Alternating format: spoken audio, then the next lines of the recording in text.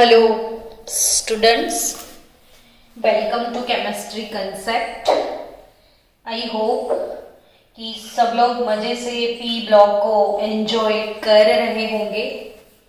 Students, P block S block में ऐसे बहुत सारे कंपाउंड जिसकी प्रिपरेशन आपको पढ़नी होती है।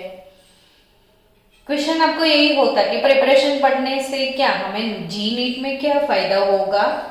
तो भाई टेक्स्ट बुक एनसीईआरटी उसका एक एक लाइन नीट और जी के लिए बहुत ही ज़्यादा इम्पोर्टेंट है। सो आपको ईच एंड एवरी लाइन को इम्पोर्टेंस देना है बच्चों। चलो, आज हम बहुत कुछ एंजॉय करने वाले हैं। आज का टॉपिक है बच्चों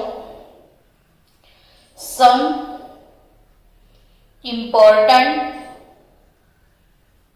कंपाउंड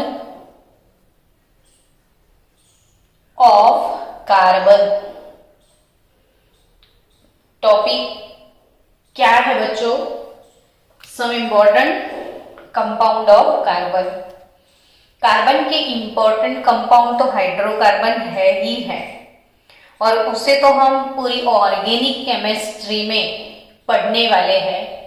तो यहाँ पे हाइड्रोकार्बन का डिस्कशन हम नहीं करेंगे। उसके अलावा उसके इनऑर्गेनिक जो कंपाउंड है दो, हम उसके बारे में सीखने वाले हैं। आज सबसे पहले हम आपको सैर करवाएंगे कार्बन मोनोऑक्साइड की। मोनो मीन्स क्या? तो मोनो यानी single. So formula of carbon monoxide is CO, है ना। प्रिपरेशन शुरू कर देते हैं, इसमें बहुत ज्यादा टाइम हम नहीं खराब करेंगे। तो प्रिपरेशन में सबसे पहली प्रिपरेशन है बच्चों डायरेक्ट ऑक्सीडेशन। यहाँ पे आपको रेडॉक्स चैप्टर के भी बहुत सारे कंसेप्ट के रिवीजन होते जाएंगे। Direct oxidation of carbon in limited supply. Limited supply of oxygen. Student, oxidation का मतलब होता है addition of oxygen. So carbon के अंदर ऑक्सीजन का एडिशन है। कार्बन के अंदर ऑक्सीजन का एडिशन, इसलिए इसे बोलते हैं ऑक्सीडेशन ऑफ कार्बन। तो ऑक्सीडेशन का डेफिनेशन रिवाइज हो गया ना, कार्बन के अंदर ऑक्सीजन को ऐड कर दिया। अब दूसरा ये समझना है कि लिमिटेड सप्लाई ऑफ एयर, मतलब कि जब भी कार्बन जो है इसका इनकम्प्लीट कंबशन।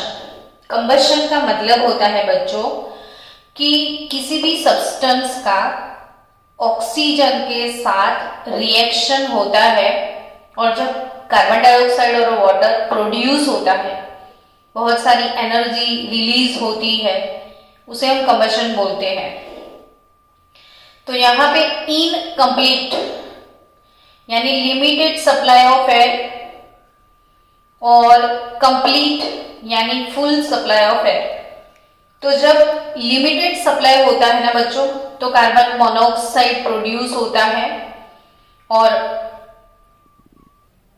कंप्लीट सप्लाई होता है यानी एक्सेस सप्लाई है, 100% कंप्लीट कंबशन होगा तो CO2 गैस प्रोड्यूस करेगा। अपने चूल्हे के अंदर लकड़ियों को जलते देखा होगा कि घर के बाहर चूल्हे में जब लकड़ी जलती है, या आपके घर के बाहर जो कूड़ा कचरा सब वेस्ट फेंक के रखा हुआ है और उसे हम जलाते हैं, तो उसमें से बहुत सारा स्मोक प्रोड्यूस होता है। तो बच्चों, ये जो स्मोक होता है ना, वो सजेस्ट करता है कि इसका इनकम्प्लीट कंबशन हुआ है, और वो स्मोक में ये CO गैस होता है। और घर में जब कुकिंग गैस यानी LPG गैस का कंबशन होता है तब आपके घर में स्मोक प्रोड्यूस नहीं होता है, क्योंकि घर में CO2 प्रोड्यूस होता है, वो कंप्लीट कंबशन है। तो इनकम्प्लीट कंबशन कैसा और कंप्लीट कंबशन कैसा, ये चीज आप यहाँ अच्छे से समझ गए होंगे। यानी चूल्हे में या बाहर ऐसे ही कुछ जलाओ, स्मोक प्रोड्यूस होता है, वो incomplete combustion, limited supply of air में होता है, तो CO प्रोड्यूस होता है। और फुल सप्लाई ऑफ एयर में जो होता है वो कंप्लीट कंबशन होता है, तो CO2 गैस प्रोड्यूस होता है। यानी अपने सीधा सीधा फर्स्ट प्रिपरेशन सीख लिया है ना कि direct oxidation of carbon in limited supply of air, done.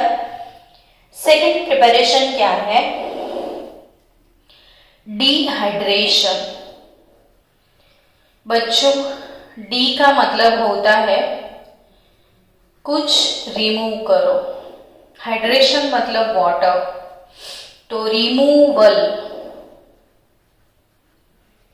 Of water, removal of water, इसका मतलब ही होता है डिहाइड्रेशन। रिमूवल ऑफ वाटर का मतलब क्या होता है? डिहाइड्रेशन। तो डिहाइड्रेशन यानी किसी का वाटर रिमूव करना है। अब किसी का वाटर रिमूव करना है तो आपको कैसा सब्सटेंस चाहिए कि वो वाटर का बहुत प्यासा हो, यानी वो वाटर को फास्ट एब्जॉर्ब करता है। जैसे फर्श के ऊपर पानी गिरा है तो उसके अंदर आप स्पंज डाल दोगे तो वो पानी बहुत जल्दी से स्पंज में एब्जॉर्ब हो जाएगा। तो स्पंज का कैरेक्टरिस्टिक है कि वो वाटर को एब्जॉर्ब कर लेता है। सेम वे हमें ऐसा सब्सटेंस चाहिए डिहाइड्रेशन के लिए कि जो स्पंज की तरह वाटर को एब्जॉर्ब करे, और जो वाटर को एब्जॉर्ब करे ऐसे सब्सटेंस को बोला जाता है बच्चों डिहाइड्रेटिंग एजेंट। क्या बोलते हैं इसे? Dehydrating agent. तो ये MCQ है, बन गया बच्चों। पूछते हैं following which substance is dehydrating agent, ये क्वेश्चन होता है। तो एज अ डिहाइड्रेटिंग एजेंट हम यूज कर सकते हैं कंसंट्रेटेड H2SO4। क्या? Concentrated H2SO4। यानी बच्चों चलो किसका डिहाइड्रेशन करना है, तो फॉर्मिक एसिड का। किसका? फॉर्मिक एसिड का। फॉर्मिक एसिड का फॉर्मूला है HCOOH। टेम्परेचर है इसका 373 केल्विन।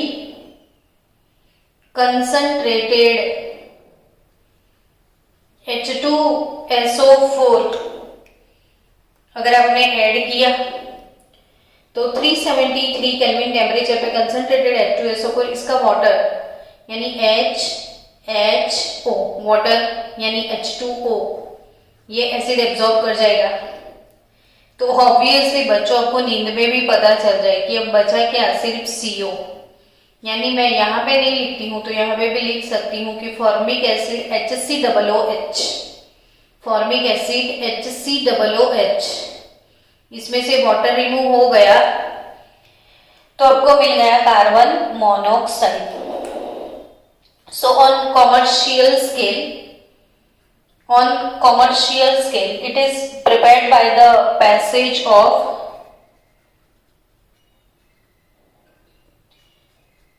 चलो हम नेक्स्ट पेज पे चले जाते हैं। चलो फिर से मैं आपको थोड़ा रिवाइज करवा दूं बच्चों कि हम सीख रहे थे कार्बन मोनोऑक्साइड। पहला मेथड था direct oxidation of carbon in limited supply of air, और दूसरा है डिहाइड्रेशन यानी पानी को रिमूव करना। डिहाइड्रेशन यानी वाटर रिमूव करना। तो डिहाइड्रेटिंग एजेंट हम यूज करेंगे concentrated sulphuric acid at the temperature 373 kelvin with formic acid and आपको मिल जाएगा कार्बन मोनोऑक्साइड गैस। चलो इंडस्ट्री वाले क्या करते हैं वो सीख लेते हैं। तो कॉमर्शियल स्केल पे अगर आपको सीखना है कार्बन मोनोऑक्साइड तो it is prepared by the passage of steam over hot coke. Hot coke लेना है और हॉट कॉक के ऊपर से आपको पास करना है स्टीम को। तो कॉमर्शियल बेस पे आपको कैसे मिलेगा कार्बन मोनोऑक्साइड गैस?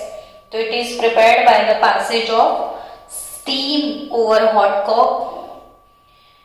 सो बच्चों आपको मैं हाइड्रोजन चैप्टर का थोड़ा रिवीजन करवा देती हूँ। पहले हमने हाइड्रोजन चैप्टर में ये मेथड सीखा ही था ऑलरेडी कि वाटर गैस आपके लिए 2 इंपॉर्टेंट MCQ है, अलार्म बजा है तो आप याद रखना। Carbon monoxide and hydrogen gas, इसके मिक्सचर को हम बोलते हैं वाटर गैस और वाटर गैस का दूसरा नाम है साइन गैस और सिंथेसिस गैस। क्योंकि ऐसे बहुत सारे जो कंपाउंड है इसका सिंथेसिस ये वाले गैस की वजह से होता है, इसीलिए इसे सिंथेसिस गैस और शॉर्टकट में साइन गैस बोलते हैं। तो ये याद रखना, वाटर गैस है ना, mixture of carbon monoxide and hydrogen gas. और दूसरा अलार्म है आपके लिए producer gas. Which gas? Producer gas. अब ये क्या होता है प्रोड्यूसर गैस? तो ये है कार्बन मोनोऑक्साइड प्लस नाइट्रोजन का मिक्सचर। तो mixture of carbon monoxide and nitrogen is called producer gas. और ये दोनों ही गैस, दोनों में हमें कार्बन मोनोऑक्साइड मिल जाएगा। कैसे बनाएंगे उसको, है ना? तो लिखा है, आपने पढ़ा भी है हाइड्रोजन चैप्टर में कि रेड हॉट, आप भुट्टे खाने के लिए जाते हो ना, तो भुट्टे जिसके ऊपर सेकते हैं वो रेड जो कॉक होता है या चारकोल जिसे आप बोलते हो, उसके ऊपर से स्टीम को पास करना होता है। तो इतना इजी गोइंग इक्वेशन है ना बच्चों, मजा आ जाए आपको। टेम्परेचर 473 से 1273 kelvin, CO gas plus H2 gas, carbon monoxide plus hydrogen gas का मिक्सचर जिसे बोला जाता है वाटर गैस। क्या बोलते हैं हम? Water gas. Students, when we used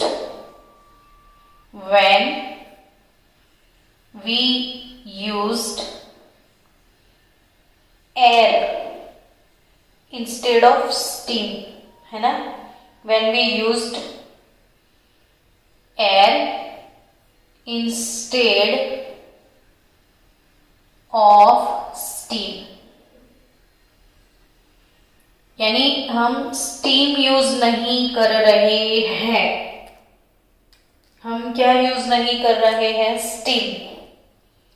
हम एयर पास करते हैं तो एयर के अंदर ऑक्सीजन और नाइट्रोजन वो दोनों ही होते हैं। तो तब क्या प्रोड्यूस होता है? तो carbon solid O2 gas, 4 moles of nitrogen gas, और at 1273 Kelvin temperature we will have carbon monoxide gas with 4 moles of nitrogen gas. So बच्चों, this gas is known as producer gas. या तो water gas या तो producer gas, दोनों में आपको CO तो मिलना ही है ना. Okay, so carbon monoxide industrial या कॉमर्शियल स्केल पे हम ऐसे प्रोड्यूस करते हैं.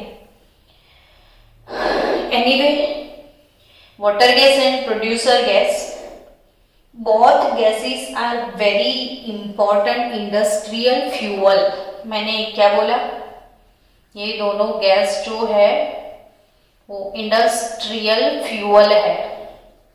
फ्यूअल आपको पता है ना, तो इंडस्ट्री में बहुत जगह पे गर्मी की ज़रूरत है, बहुत फ्यूअल यूज़ होता है, तो एज ए फ्यूअल ये दोनों ही गैस यूज़ होते हैं. एंड आपको पता होगा कि ये जो कार्बन मोनोऑक्साइड गैस है उसका फर्दर ऑक्सीडेशन अगर होता है, ऑक्सीडेशन का मतलब एडिशन ऑफ ऑक्सीजन, यहाँ पे आप फील करोगे रेडॉक्स को कि CO गैस, इसमें ऑक्सीजन का एडिशन होगा CO2 गैस, यानी on complete combustion of CO gas we will have CO2 gas. तो ये carbon monoxide as a fuel क्यों यूज हुआ, मैंने ये सिखाया आपको कि फ्यूअल यानी इसका कंबशन हो सकता है और CO2 गैस बनेगा. साथ में किसी का भी कंबशन होता है तो बहुत ज्यादा हीट प्रोड्यूस होती है.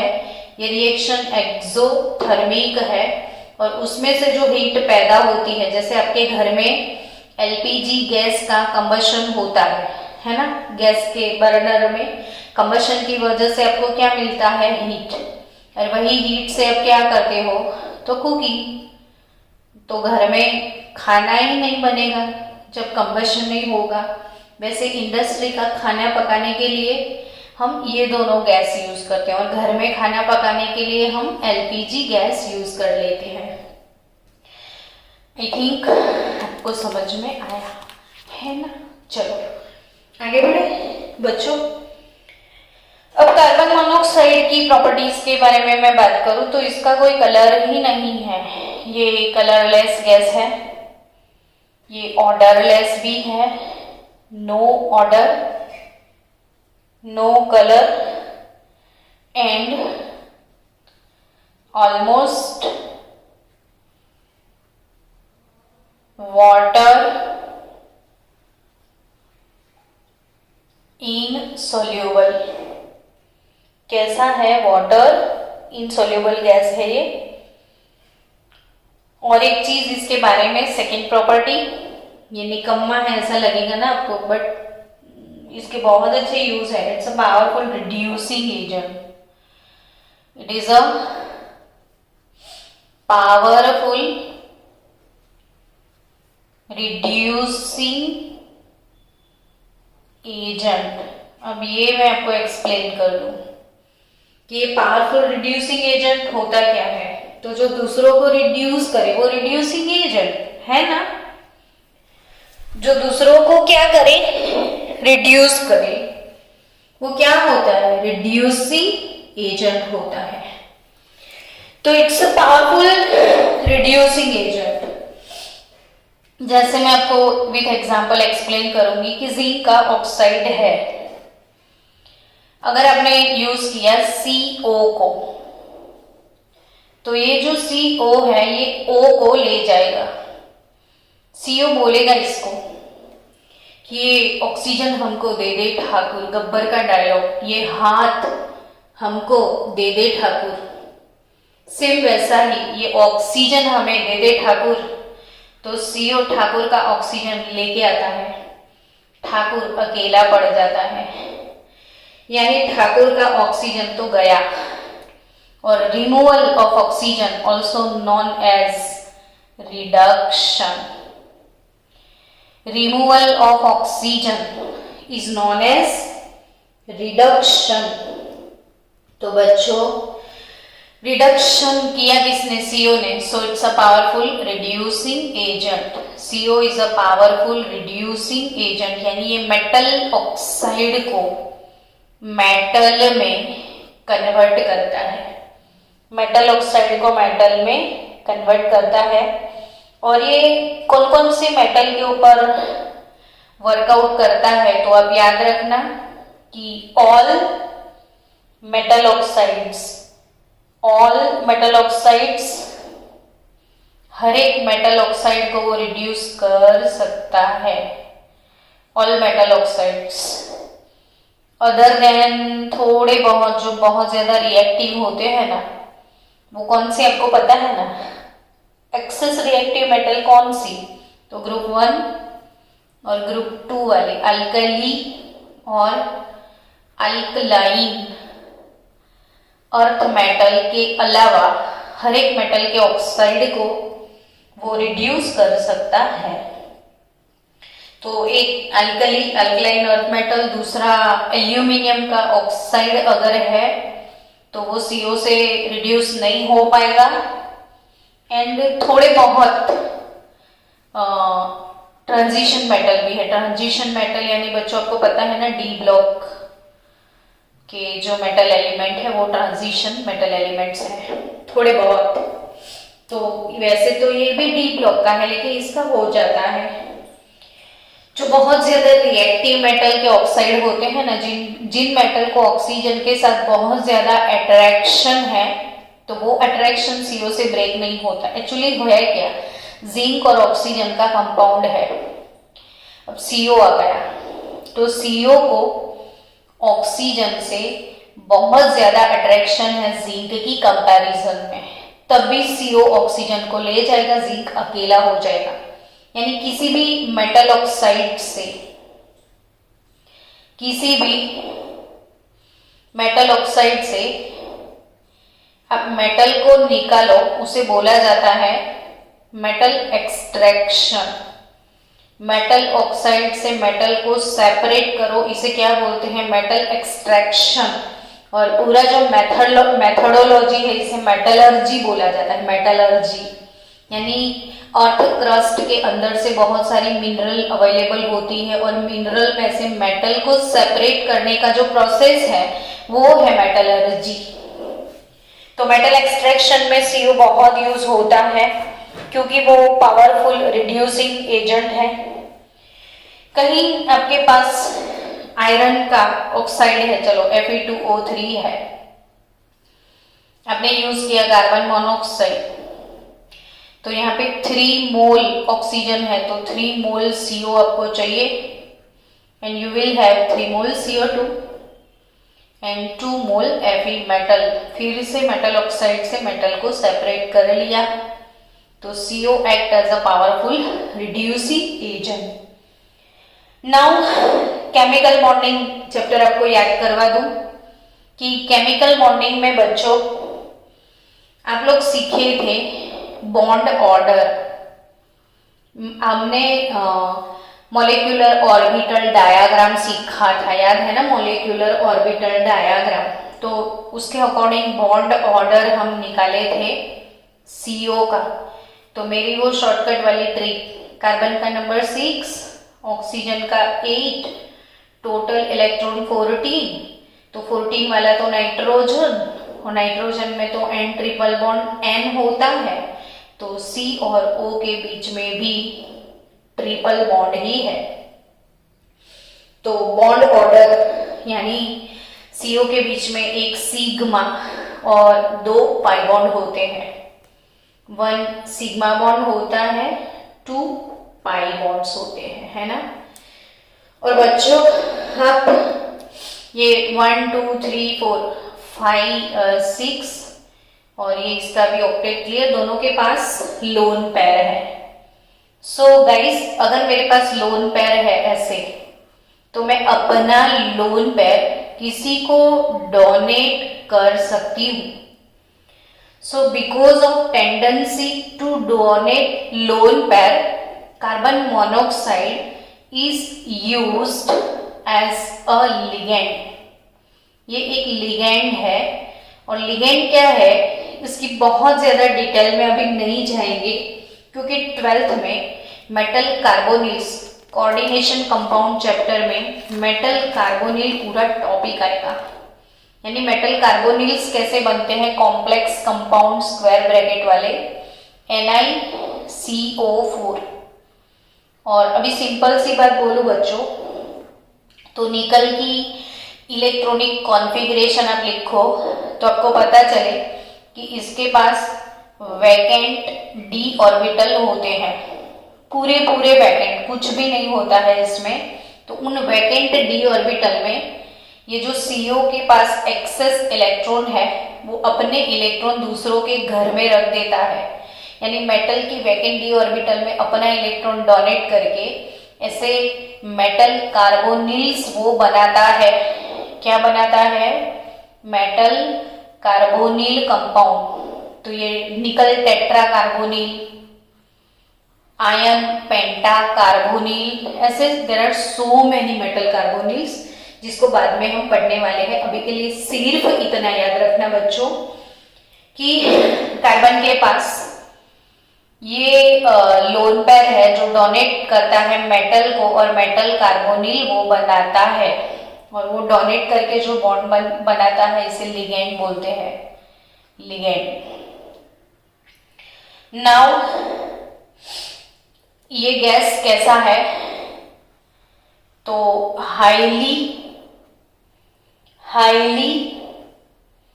पॉइजनस गैस है, हाईली पॉइजनस गैस। कैसा गैस है ये हाईली पॉइजनस? कैसे? तो ये जैसे ये गैस, जैसे आपको तो पता है कि ये ऑर्डरलेस है, कलरलेस है, तो आपके आजू बाजू में ये गैस है भी एटमॉस्फेयर में, तो आपको तो पता ही नहीं चलेगा कि मेरे आजू बाजू CO है ना, ऑर्डर है ना, कलर है। तो आप आराम से उसको इनहेल कर सकते हो, और अगर आपने इनहेल कर लिया ये गैस तो ऑक्सीजन और इसके साथ साथ कार्बन मोनोऑक्साइड भी आपके लंग्स के अंदर चला जाएगा, क्योंकि ये दोनों का पार्शियल प्रेशर जो है ऑलमोस्ट इक्वल है। और उसकी वजह से होगा क्या कि इसका पार्शियल प्रेशर लो होने की वजह से वो लंग्स में हीमोग्लोबिन के साथ, ऑक्सीजन जो है वो हीमोग्लोबिन के साथ ऑक्सी हीमोग्लोबिन कॉम्प्लेक्स बनाता है, और carbon monoxide carboxy haemoglobin complex बनाता है। ये कौन सा कॉम्प्लेक्स बनाएगा? Carboxy haemoglobin, carboxy haemoglobin complex बनता है। और ये कौन सा कॉम्प्लेक्स है? तो ऑक्सी हीमोग्लोबिन।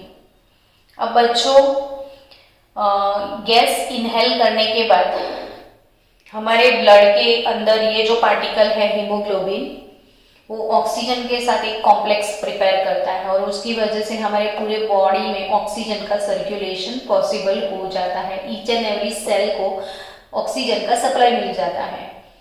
बट बच्चों कहीं अगर हमने CO ले लिया तो CO भी हमारे बॉडी में हीमोग्लोबिन के साथ रिएक्ट कर जाएगा, और वो कार्बोक्सी हीमोग्लोबिन कॉम्प्लेक्स बनाता है।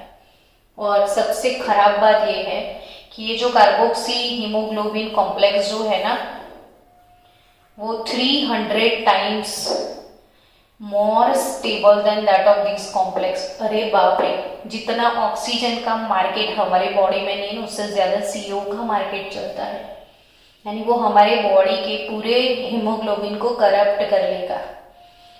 ये ऑक्सी हीमोग्लोबिन से ज्यादा stable chemical complex carboxy haemoglobin होते हैं, तब भी ये ऑक्सीजन के बदले कार्बोक्सी हीमोग्लोबिन कॉम्प्लेक्स बन जाएंगे, यानी बॉडी की ऑक्सीजन कैरिंग कैपेसिटी 0 हो जाती है। ऑक्सीजन ही नहीं मिलेगा, हर एक सेल को कार्बन मोनोऑक्साइड मिल जाएगा। कोई बीड़ी या सिगरेट का स्मोकिंग करता है तो वो इनकम्प्लीट कंबशन है, क्योंकि स्मोक प्रोड्यूस होता है, और वो स्मोक आपकी बॉडी में जाए, ब्लड में जाए, तो ऑब्वियसली कार्बोक्सी हीमोग्लोबिन कॉम्प्लेक्स बनता है। तो सिगरेट पीने से कौन कौन से नुकसान होते हैं ये आप समझ सकते हो। Excess proportion of CO in your body, तो it resulting in death. Oxygen carrying capacity खत्म होने की वजह से क्या हो सकता है, डेथ हो जाती है। तो ये इसके प्रपोर्शन के ऊपर डिपेंड करता है कि कितना प्रपोर्शन बॉडी में गया है। सो बच्चों, कार्बन मोनोऑक्साइड गैस ये ऑक्सीजन कैरिंग कैपेसिटी खत्म कर देते हैं ब्लड कैप्सूल्स की, और उसकी वजह से रिजल्ट क्या मिलेगा आपको, फाइनली डेथ मिलेगा, जो एक्सेस प्रपोर्शन में सीओ बॉडी में चला गया।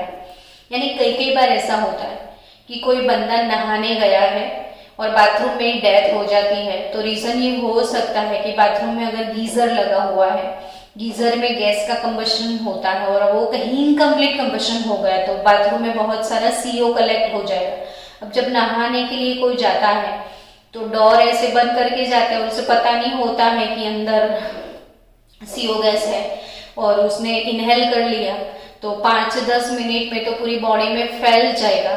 तभी वो इंसान वो मतलब उसको बेहोशी आ जाएगी, वो गिर जाएगा, नोजिया जैसा फीलिंग आ जाएगा और वो मर जाएगा। तो कहीं कभी कभी कहीं ऐसा होता है कि बाथरूम में लोग मर जाते हैं। तो ये रीजन सीओ वाला भी इसमें हो सकता है।